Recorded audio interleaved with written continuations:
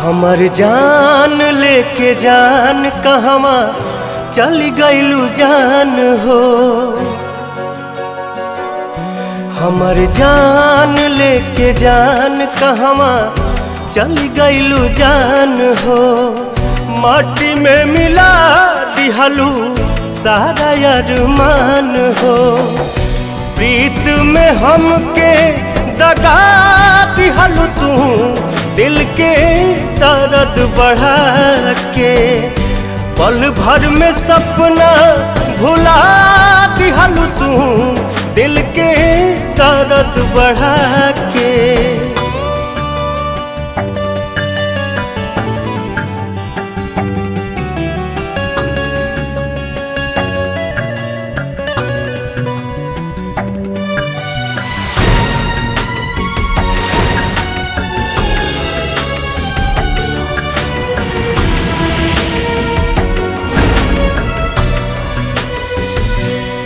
छीन लिहालू तू चहना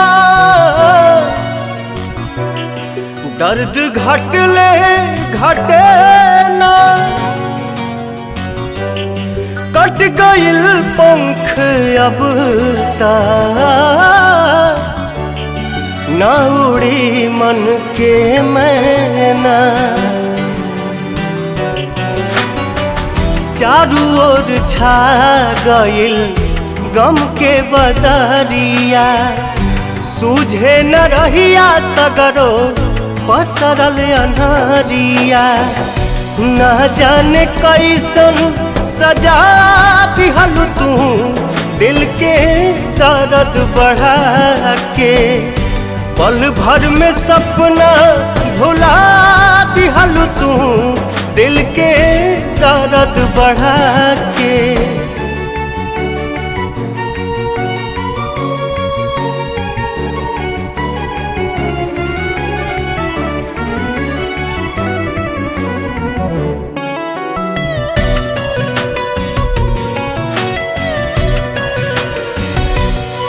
रह गइल अब का बाकी दर्द हो गइल साथी। दिल जे तुर ले के कैसे दिल दी ही माफी। तू तो बढ़ा दिहलू रिश्ता में दूरी। शायद तोहरा खातिर रहे जरूरी।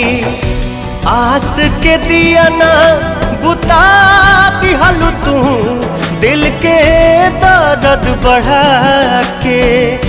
प्रीत में हमके दगा दिहलू तू दिल के दर्द बढ़ा के।